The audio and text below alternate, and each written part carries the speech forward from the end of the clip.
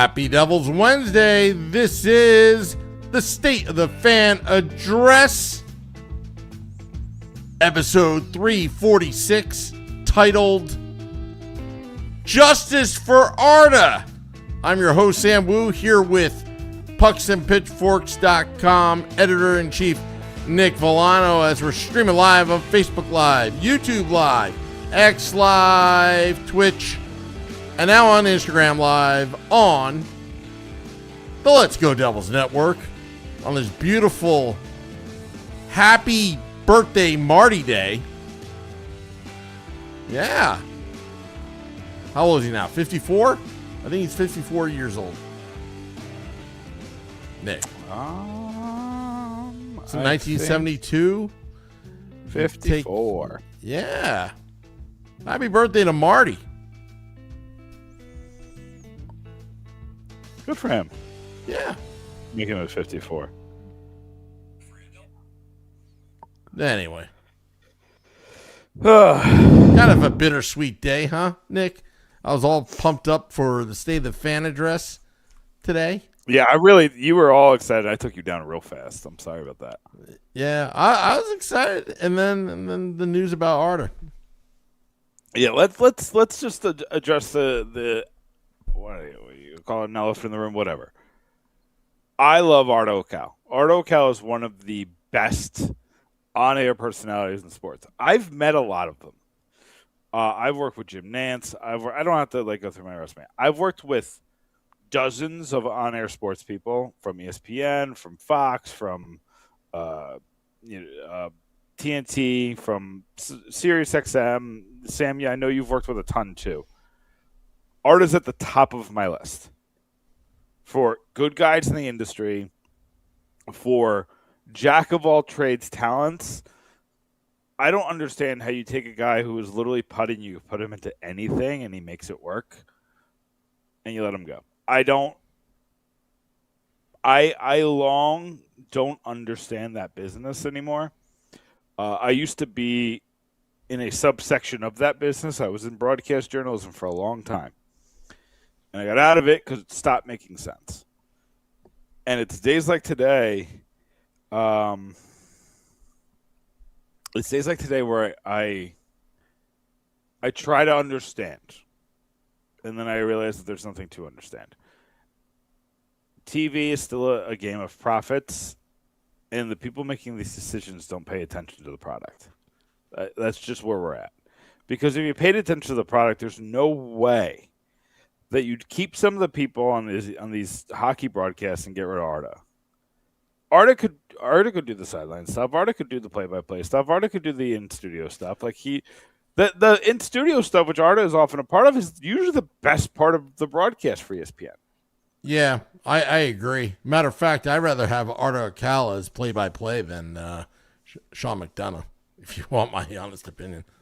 Yeah, I mean, I've loved Arda in everything he's done. You know, he brings the Star Wars stuff. He brings the WWE wrestling stuff. He brings a lot of talent and expertise, and he knows hockey.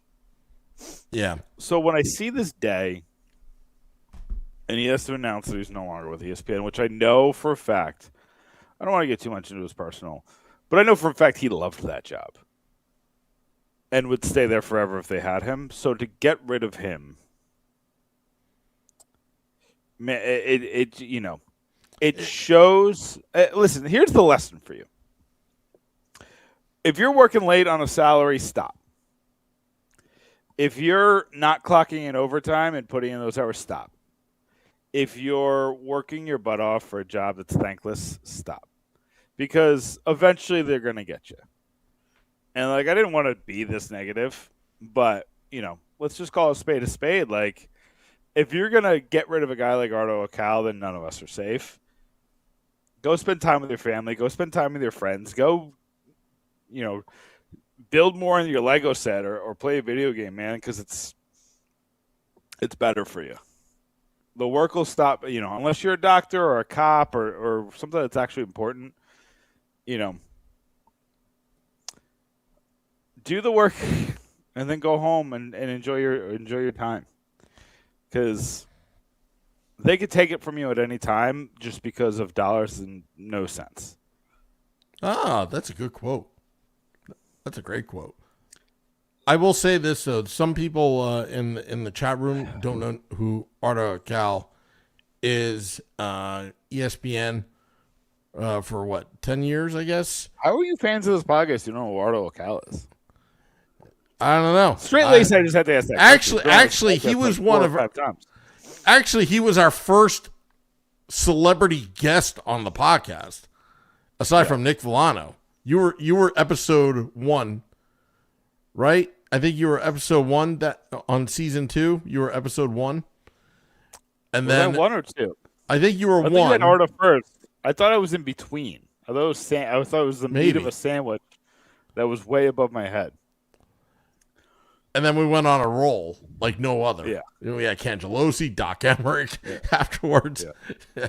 It was the pretty Emmerich wild. one was like, that was the coup de grace. And again, like, here's the thing, like, we talk about guests. Arda's the one we tried to do the guests hard again this year. I got to be honest. I think I faced 300 no's this year, or just straight up not answering. Most people just don't answer you, which never used to happen.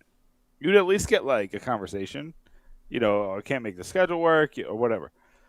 You don't even get people to answer anymore. Arda would never do that.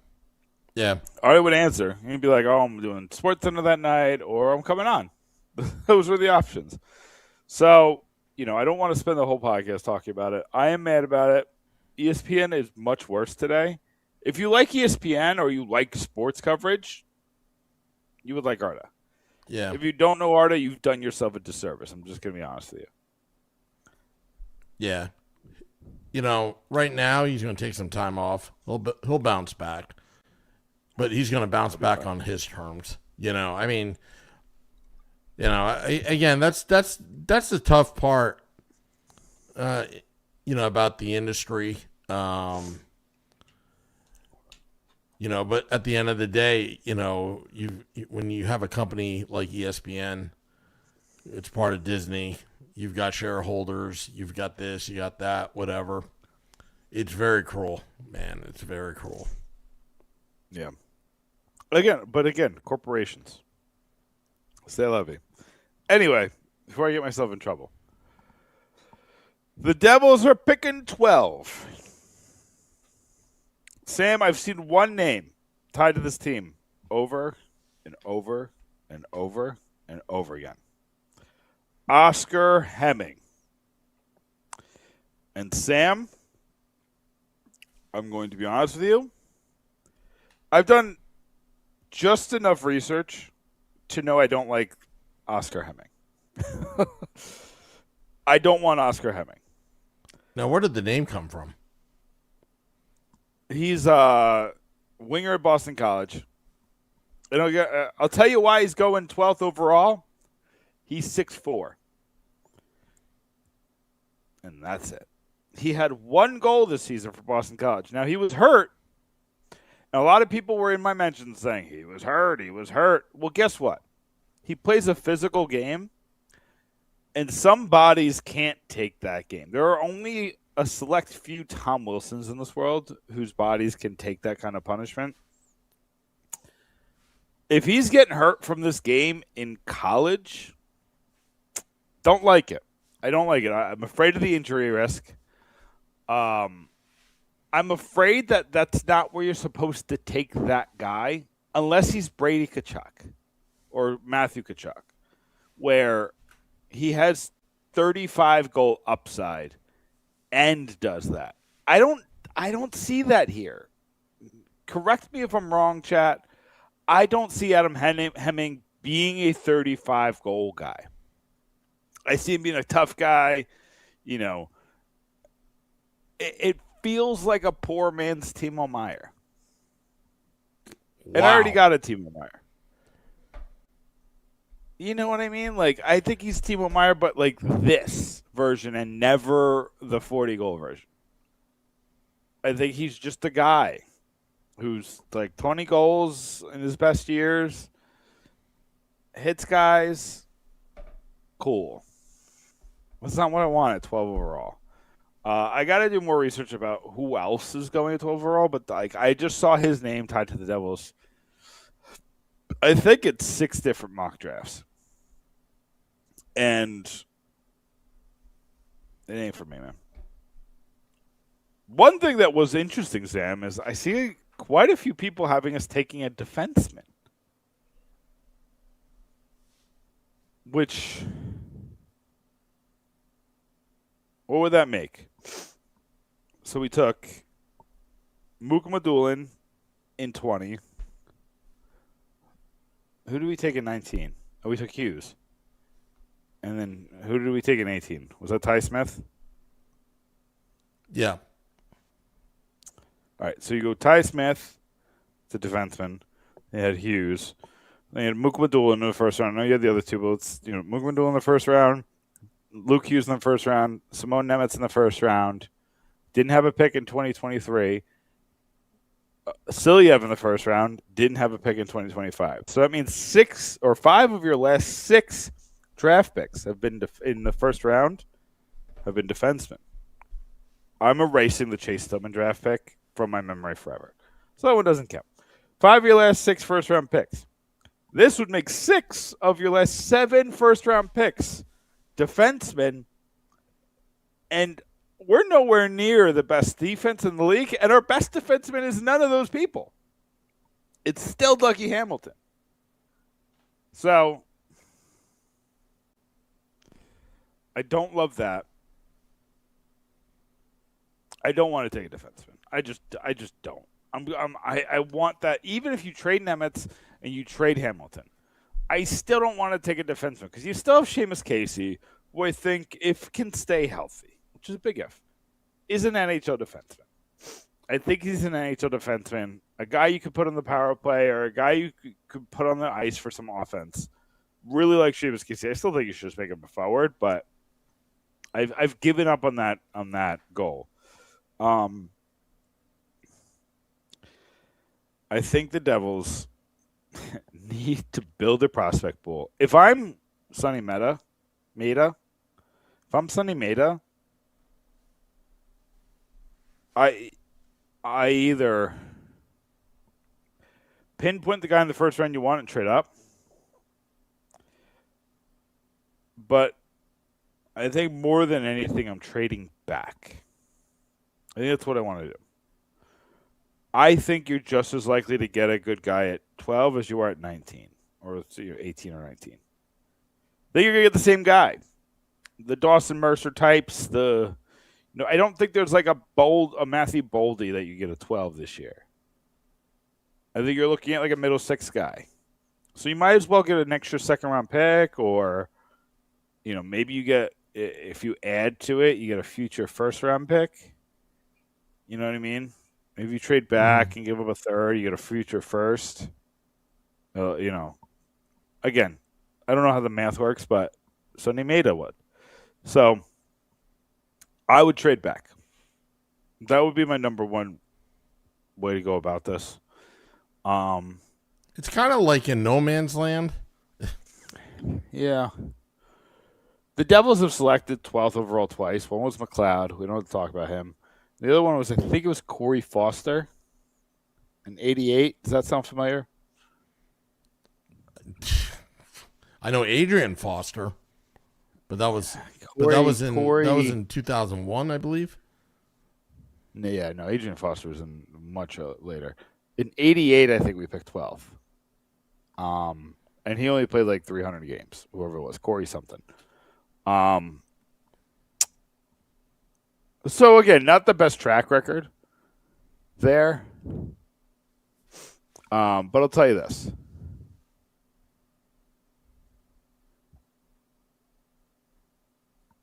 I would just trade back. I pick up assets? Pick up assets in the later rounds? Yeah, I'd pick up assets. A lot of people are advocating for them to trade the pick.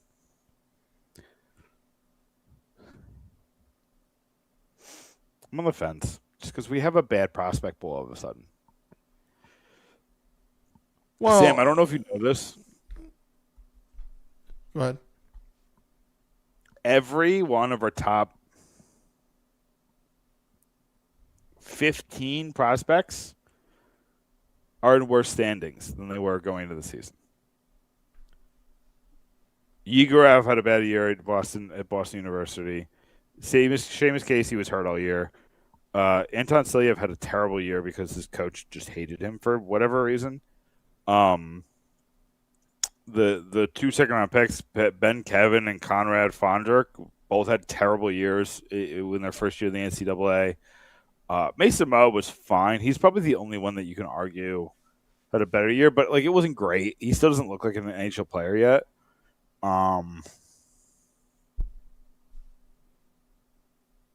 trying to think. Maybe Trenton Bennett is the one, but he's like the 5th goalie in the pipeline. Jacob Malik had a terrible start. I know he got better, but you got to look at the aggregate. Nico Dawes, people have given up on Nico Dawes. It was a bad year for the prospect pool. And I gotta be honest with you, Sam. You need to rebuild that. I know people want to win right now. You can still do that. Here's the thing: Connor Brown stepping up in that role changes everything. I always said that you don't have to force a star player with Jack Hughes.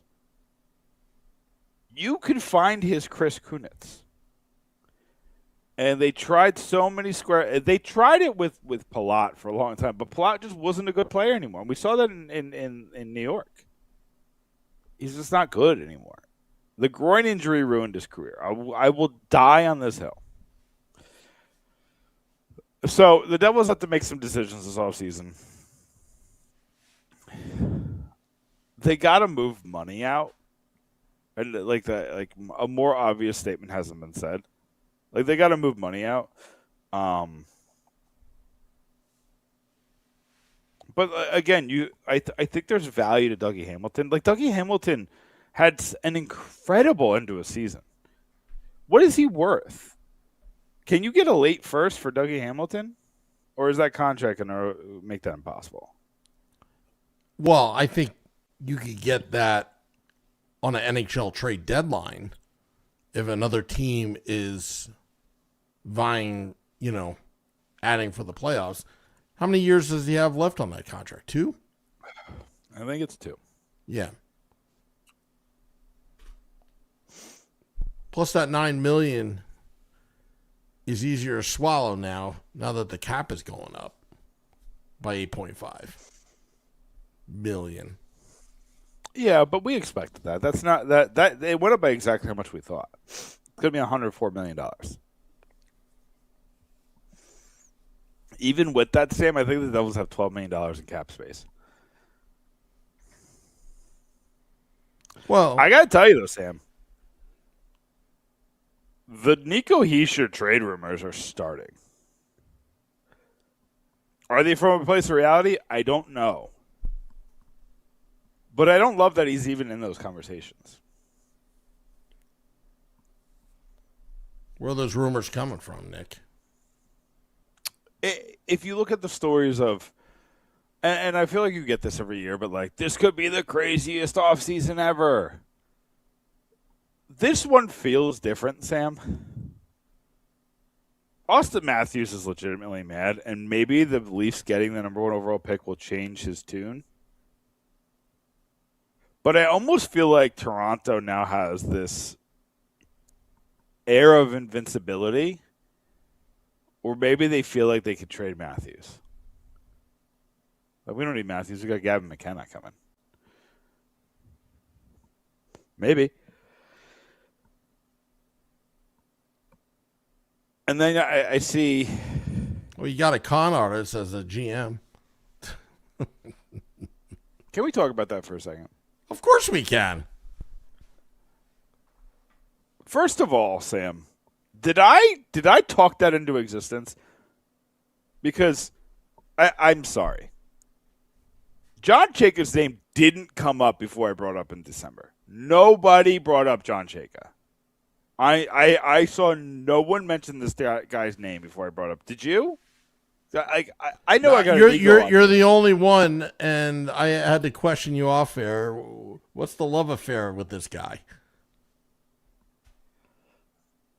I think John Chayka had the right idea,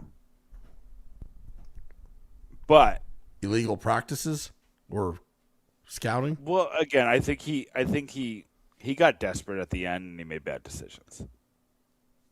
Which the same thing happened with Tom Fitzgerald. Tom Fitzgerald destroyed this franchise the last 2 years because he got desperate and made bad decisions. He also couldn't pull the trigger. I look at that Toronto situation and I was like, that's a mess. I told you, I was a little late to the podcast, so I apologize to the fan base because I was watching the John Chayka, Matt Sundin press conference. I just want to look at it again in case it came up, and it's coming up. Pelly, I can't remember his first name, but Pelly, he's what you think David Blitzer is. And David Blitzer might be that too, but just a guy who doesn't let things get off the out of the blocks. You know, you come to him with an approved trade and he'll kill it. Just kind of afraid to like take it to the next level. I have another completely off the rocks question. I know we're we still got some time, but the Devils avoided a terrible bullet, did they not? What, with Chayka? Yeah. Well, yeah. I mean, they also avoided a terrible bullet by signing, Taylor Hall to a long-term contract, but never happened. I mean, I don't understand the love affair with this guy at all. I think he's, you know what? Well, honestly, my love affair was that he was available. I got to make that clear. I said his name because I thought he was the best of what was available in a time that nothing was available. Although I will say he was managing a Wendy's. To me, he's kind of like a David Blitzer type guy. Sneaky. Oh yeah, I've heard that. He's kind of a salesman type. A little bit of a, hide your kids, hide your wife type. Like you gotta watch your wallet. Not that he's gonna steal from you, but you just don't trust him. And here's the thing, Sam. I think that's the worst part. If you don't trust him, or other GM's going to trade with him? Are they even going to engage with him? Knowing that the Pelly situation could kill the trade, knowing that he's kind of a shiesty based on the situation. And listen, I do know the Devils interviewed Chayka. I think that's out there. I think it was always made, though. They fired, or whatever. They parted ways with Tom Fitzgerald to get Maeda from the Maple Leafs and all the other teams looking at him. And I think Tom Fitzgerald pushed we talk about how the Devils pushed the issue because Maeda was available. I think Fitzgerald pushed the issue because he thinks he's getting the job in Nashville. So I think both sides had a come to Jesus moment, and both think they're better off apart. That said, Sam, if that's the case, why hasn't Nashville hired Fitzgerald?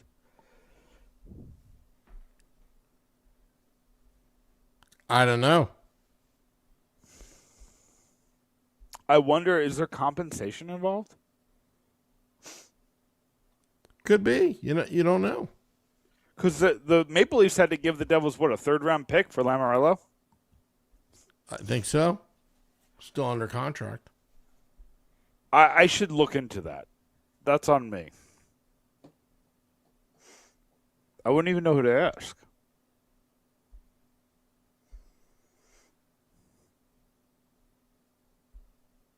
Well,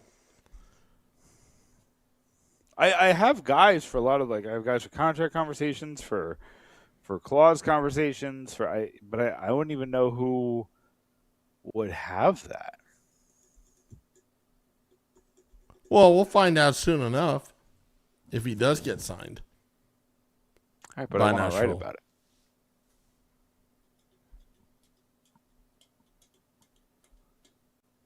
I'll find out. Anyway, can we pivot? Absolutely. So we had a conversation, I don't remember if it was last week or the week before, about what are you rooting for when it comes to Quinn Hughes? Maybe I didn't have it here, but I definitely I have too many conversations, Sam. But I have been speaking with people about Quinn Hughes, and people have said, now that he's won the first round, which was the worst case scenario, if you're the Devils, you wanted him to get trounced in the first round. Why? I think there's what? I never understood that logic. I need him to think he's far away. Because if he's going to be far away with Minnesota, he might as well be far away with his brothers. Well, no one's ever talked. I'm the only one that's talking about. You talk about John Chaco back in December. I'm the only one that's talking about his model girlfriend that lives in New York. Oh, Quinn? Yeah. That's why he was so pissed that trade did not go through. And, you know the infamous press conference with Billy and Quinn. His girlfriend's out here. What the heck? She doesn't want to go to Minnesota. Halfway across the country? What's in Minnesota? Moose? Elk? That's Manitoba.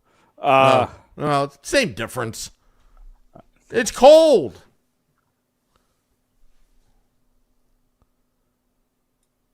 I'm banking right now. As long as they're still together, he's coming out east.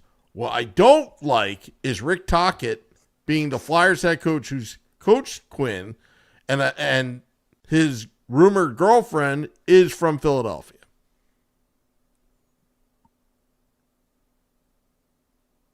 I think that plays a huge part. All the fans are like, "Oh, knocked out first round. I don't want to." What, you think he's going to get attached to this team? Wait, what do you mean? Like with Minnesota, I don't understand the whole logic. Fans going up in an uproar about, oh, I want him. I don't want Minnesota to go far. So Quinn thinks there's nothing here, and whatever. I mean, I don't think it's that. Plus the 3 year and plus that 3 year deal. Who said that? Elliot Friedman or Pierre LeBrun? Yeah, Elliot Friedman. That's just garbage. That's garbage. If he doesn't sign that, we do need to have a conversation about Friedman. Because that's a big one to put out there. And again, people change their mind. Quinn can't sign until July 1st. Yeah. But, okay, so let me just point this out. And plus, there's a new GM in New Jersey right now. So the whole thing about what Fitz and I think it's huge. It's a game changer. I think he's mad at Fitz. I think he's mad at Fitz. And you got somebody. I mean, I'm sure Matthew Tkachuk and the other people in Florida that he's friends with could vouch for Sonny. Yeah, he's friends with Matthew. And he's friends with Brady. Yep. There's a world, Sam, where you can get Quinn and Brady. There is.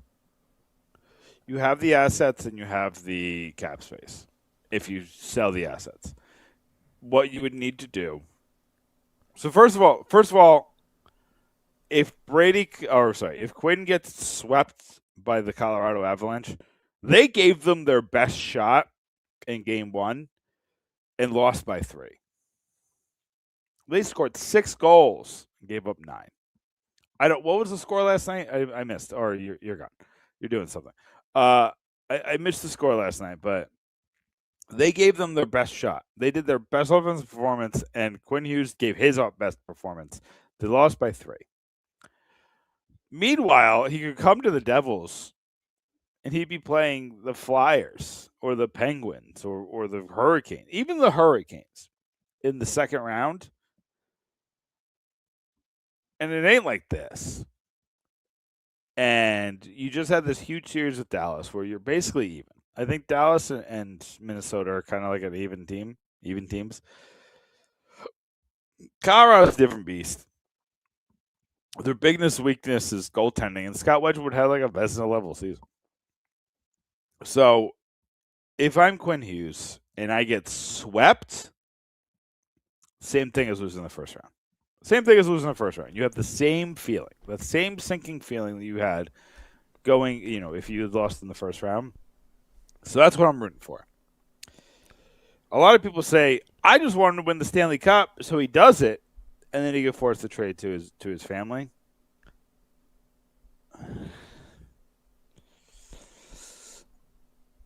I don't know, man. That's not usually how it works out. Usually you resign if you win the Stanley Cup. So I want Colorado to murk them.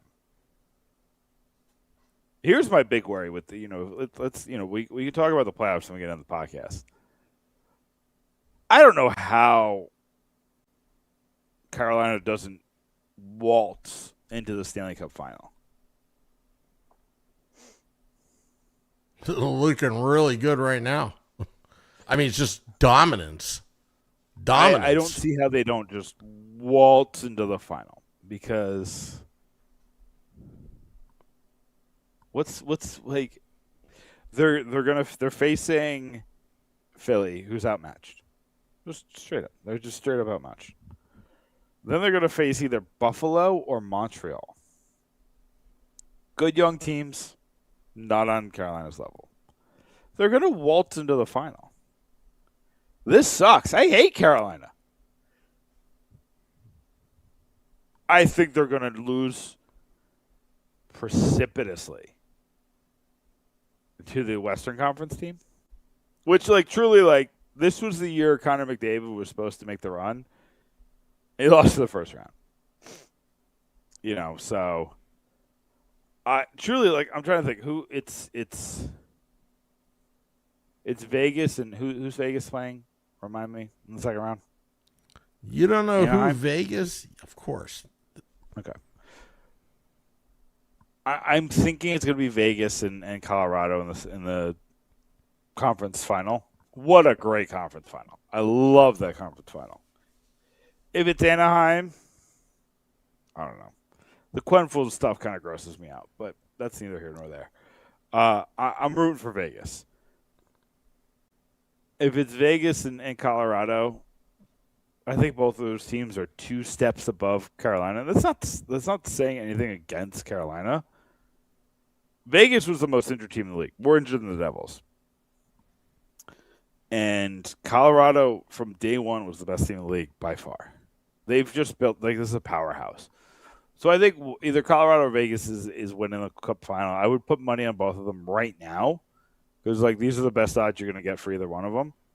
And it just seems like it's obvious. It's one of those two teams. Carolina has a great structure. But that's yeah. I do have a theory though, Sam, and this goes back to the Devils. Actually, you know what? That's the article I'm going to write tonight. I'm going to write a couple articles tonight.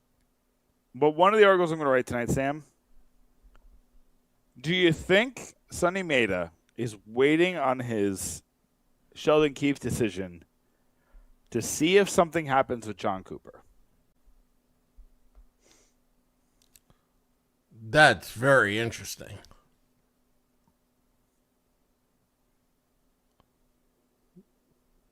Go on. That's very interesting. So the Devils have won a playoff series since John Cooper has won a playoff series. Tampa has lost in the first round every year for, I think, 4 years in a row. Maybe since they lost the Stanley Cup Finals, they've lost 5 series in a row. Who'd they lose to? Did they lose to Colorado in 22? I believe so, yeah. So they've lost to Colorado in 22. They lost in the first round in 23. Lost in the first round in 24. Lost in the first round in 25. Lost in the first round in 26. This time, you lost to a team like they should have beaten Montreal. They lost. They allowed 9 shots and they lost, Sam. I'm not saying that it's John Cooper's fault because I don't think it is. But if I'm Sonny Maeda and I play John Cooper every year, I want that as my coach. I think he'd be refreshed going to a different situation. I don't think he's been bad at coaching. I think there's been some bad luck. There's been, whatever. But if I'm Sonny Maeda and I'm looking at my situation, I could either have Sheldon Keefe in his third year. He'd be a dead man walking unless he had a great season. Or I could bring one of the best coaches in the league, 2 Stanley Cups under his belt. I would 100% do what I needed to do. Here, and Anaheim's a good example of this. Really good coaches get the best out of their teams. There's some sports where I don't think coaches matter that much. Like baseball, I think like a computer could do a manager's job. Truly. Listen, a computer does Aaron Boone's job. Outside of like, and a computer does the ump's job too in Major League Baseball. Yeah. In hockey, I would argue that the coach is more important in hockey than anybody else because you're picking lines over and over again. You're calling lines over and over and over and over and over again. You're putting in systems that can make or break games. You're making really, really hard decisions at the end of games to try to score goals or to stop goals. You have to decide whether you want to be aggressive or stand back. You want to motivate the players through really hard times where comebacks are pretty prevalent in the NHL. I don't think Sheldon Keefe did a good job this year. I think he did a bad job. That said, I don't see a better coach available currently. Cassidy's an interesting name. He's not a right fit though. I don't think he is. You want a Spencer Carberry type. You want, if you're gonna get rid of Keefe, you want a guy who's up and coming. You thought Colleton could be that guy. He's not. Andrew Burnett, interesting name. I wouldn't lose my mind if they hired him. I'll tell you that. If they replaced Keefe with Burnett, I wouldn't lose my mind. I don't think Burnett's one of the best coaches in the league, but sometimes fit is more important than talent level. But I think if I'm Maeda, you're not going to commit until you know everything that's available. He already made some moves. He got rid of Dan McKinnon and Chuck Fletcher. You had to make those moves. But what I'm not seeing from the Devils, Sam, is a commitment. I haven't seen a commitment to Kate Madigan. I haven't seen a commitment to Megan Dugan. I haven't seen a commitment to Martin Brodeur. Happy birthday, Martin Brodeur. I expect Martin Brodeur to stay, but I haven't seen the commitment. I haven't seen a commitment to Sheldon Keefe or the rest of the coaching staff. And I'm curious about that. Why is that? I've seen a decommitment. I've seen you get rid of Dan McKinnon, but I think Dan McKinnon's thinking he's going to follow Tom Fitzgerald. I think Chuck Fletcher was an easy cut the fat. That hire never made sense. And he's just a special advisor. Easy to kind of say, hey, we're not going to renew your contract. I think we've done enough here. But I don't know. What do you think of that, Sam? The lack of commitment from this team, and then we can kind of wrap it up and do plugs. I'm going to give Sonny Maeda the benefit of the doubt here. It's a poker face. He's not showing anybody his cards right now. And seeing that press release come out on a Friday, it's like the same email that you get from HR about somebody that just got canned. Yeah. Let's move on. I've always been big on that. The Friday news dump. Yeah. And it's like we wish them well, blah, blah, and thank you for their dedication, blah, blah, blah, as they're shown the door. Yeah. And the door hits them on the way out. Like, it was such a, like, HR email, you know, but put into a press release on a Friday afternoon. Because I've seen, I mean, you have too, Nick. We've seen those emails, you know, oh, that guy got canned. And then HR puts a phony email out there. Oh, I like that. Thank you for your service. Blah, blah, blah, blah, blah. It's the same exact thing. They don't even show the highlights. Like, thank you for Dan McKinnon. You know, the prospects that have grown here, you know, without your invaluable service. Like, if you really liked the guy, you would have taken the time to put that stuff out there. But no, it was an HR move with an HR email cut and pasted onto a press release. It was a short release. It was one sentence, practically. It was short. I was like, all right, I'm going to write about this. I'll use the quote. That'll give me like 200 words. It'll be fine. That quote was like a sentence. And I was like, okay, gotta do my research on Chuck Fletcher and Dan McKinnon so I can beef up this article. Yeah, that was crazy. But Sam, we covered a lot tonight. We did. We were all over the place. Talking about justice. I think it's good. I think there's a little bit of everything going on right now. Nothing concrete, but a little bit of everything. But that's all I got, Sam. Oh, you got? All right. Well, it's time for plugs. Great. And then I also want to talk to the audience as well in the end. But yeah, do your thing. So I'll be quick. pucksandpitchforks.com. We'll write about John Cooper tonight. We got to talk about John Cooper. We got to, discuss the elephant in the locker room.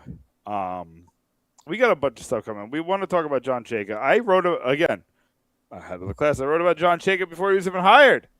And how Sam, I'm not going to lie, I wanted to use a derogatory term, but I decided against it about how the Maple Leafs got the Devils, we'll call them seconds, in John Chayka, which is interesting because the Devils don't usually get their first pick. They usually have to kind of figure out what's left, but yeah, that's not. But yeah, John Cooper, that story's coming up right now. There's a bunch of stuff on the draft lottery on pucksandpitchforks.com, so go check it out. All right. Well, I just, as some of you may know, there was no morning woo or the daily woo cast today. I am putting a temporary pause on the project. I need to figure out a few things. So, I've had people email me, text me if everything's okay. Everything's fine. But I just want to, we're still, or at least I'm still like testing things out and all that. So just want to let you know that just taking a pause. Don't know how long it's going to be, but, I just want to figure things out. That's all. Okay. Hey, yeah. We're behind you, Sam. Yeah, no, it's just it sounds like I'm taking a leave of absence. No, I'm still podcasting. It's just I'm not doing a morning woo at 4:45 a.m. in the morning, But I want to take a look at what we're doing here and make it a better experience in the end. So that's all. Love that. Yeah. You know me, Nick. I like to experiment, but this one just want to take a little time to reevaluate. Anyway, I lost the mouse. Oh, here we go. I got the mouse. Sometimes the battery goes dead, on the mouse, but I'll hit the music. All right. Selective Voice says it's all good, Sam. Yeah. Anyway. All right. Well, that's all for now. I'll be back on tomorrow sometime, maybe in the afternoon or at night. And we'll go from there. Just set your alerts. It's that simple. And also go to pucksandpitchforks.com. Also, big shout out to Vinny Parisi that called in for after the draft lottery party that he was at. I know. Chicago's what, fourth overall? Yeah. But I just saw the Rangers fell. Love that for us. Yep. Yeah, that's all I really cared about. I just don't want Gavin McKenna to go to the New York Rangers because that would ruin my Penn State, affiliation. Because I would see all the alumni email that Gavin McKenna is going to the New York Rangers. Now I can go out and get a Gavin McKenna. Do you think the Devils could trade up for him? I wonder what that would cost. You know what? I wouldn't mind trading up to San Jose if San Jose is willing. Because that's a very valuable pick, too. Toronto's going to do what Toronto wants to do. But then again, John Chayka, I think Shiro fleeced him before in the past with that Taylor Hall. Maybe we'll offer him somebody else. I don't think Toronto's... So I'm actually looking at 3. There's rumors that McKenna's going to fall. And I think you learn from the James Hagan situation that if the consensus number 1 falls, trade up. Yeah. That's me.